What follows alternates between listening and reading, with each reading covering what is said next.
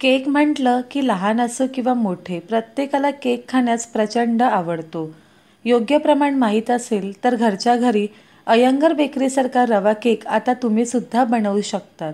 यामध्ये विस्कर किंवा हँड बीटरचा वापर न करता खास पद्धतीने केक बनवणार आहे. तर चला मऊ लुसलुशीत आणि जाळीदार रवा केक बनवायला सुरुवात करूया. नमस्कार मंडळी, मी वैशाली पवार आणि माझी मम्मी तुमचं आपल्या माऊलीच किचनमध्ये मनापासून स्वागत करते. आज आपण इथे विस्कर आणि हँड बीटर न वापरता मिक्सरच्या भांड्याचा वापर करणार आहे. यामध्ये 1 कप भरून साखर घालायची. माझ्याकडे मेजरिंग कप आहे, पण जर तुमच्याकडे नसेल तर कोणत्याही एका वाटीचं प्रमाण घ्या. ज्या वाटीने तुम्ही साखर घेणार त्याच वाटीने पुढचे सर्व जिन्नस घ्यायचे. आता 1 कप साखर घातल्यावर त्याच कपने 1 कप भरून गरम करून गार झालेलं दूध घ्यायचं. यामध्ये अर्धा कप इतकं तेल घालूया. रोजच्या जेवणात वापरतात तेच तेल घ्या, फक्त राईचं तेल वापरायचं नाही.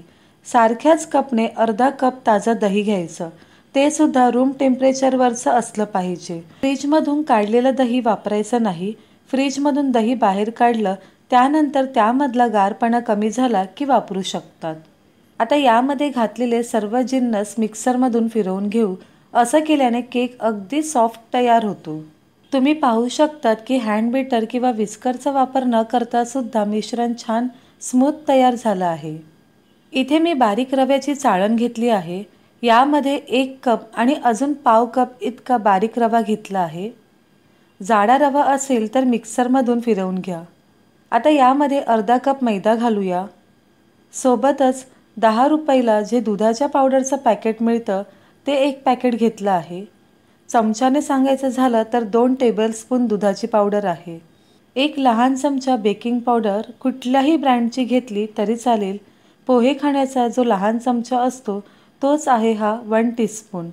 आता सारख्याच चमच्याने अर्धा चमचा खायचा सोडा घेतला आहे आणि अगदी चिमूटभर मीठ घेतलं आहे. सांगितलेले सर्व जिन्नस हे रूम टेम्परेचरवरचे असले पाहिजे. आता सर्व चाळून घेऊ. आता एका बाउलमध्ये चाळून घेतलेलं सर्व मिश्रण घालून घेऊ आणि मिक्सरच्या भांड्यामधलं सुद्धा मिश्रण यामध्ये सर्व काढून घेऊ. इथे सांगितलेलं प्रमाण अगदी योग्य आहे. फक्त कुठल्याही एखाद्या कपचा किंवा पेल्याचा वापर करा. आता केकचं बॅटर एकत्र करून घेऊ. एकत्र करत असताना एकाच दिशेने चमचा फिरवायचा आणि इथे तुम्ही पाहू शकतात मी कट अँड फोल्ड करून बॅटर एकत्र करत आहे. बॅटर कधीही एकत्र करताना जोरात फेटायचं नाही.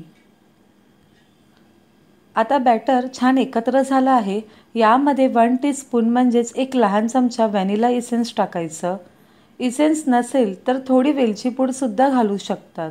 पुन्हा कट अँड फोल्ड करून घ्यायचं म्हणजे इसेन्स संपूर्ण बॅटरमध्ये छान मिक्स होईल. आता यावर एखादी प्लेट झाकून हे बॅटर 1 तासासाठी असंच ठेवायचं. वेळ कमी असेल तर किमान अर्ध्या तासासाठी तरी झाकून ठेवा. रवा केक बनवताना ही पद्धत वापरली जाते, त्यामुळे रवा छान फुलतो आणि केकसुद्धा मऊ जाळीदार तयार होतो. तर इथे आपण गॅसवरच पातेल्यामध्ये केक बेक करणार आहे. त्यासाठी मोठं पातेलं घ्यायचं. त्यामध्ये रिंग ठेवून पातेल्यावर एखादी प्लेट झाकून 5 ते 7 मिनटं मीडियम फ्लेमवर प्रीहीट करून घ्यायचं.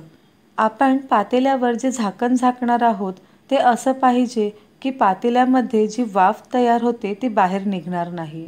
तर इथे मी केक टिनचा वापर न करता कुकरच्या भांड्याचा वापर करणार आहे. भांडं नेहमी बॅटर जितकं आहे त्यापेक्षा मोठं घ्यायचं. आता यामध्ये आपण बटर पेपर लावणार आहे, त्यामुळे भांड्याच्या साईजचा पेपर कट करून घेऊ. बटर पेपर नसेल तर तुम्ही मैद्याने सुद्धा ग्रीस करू शकतात. आता पेपर ठेवल्यावर 4 ते 5 थेंब तेल घालून ते पसरवून घेऊ.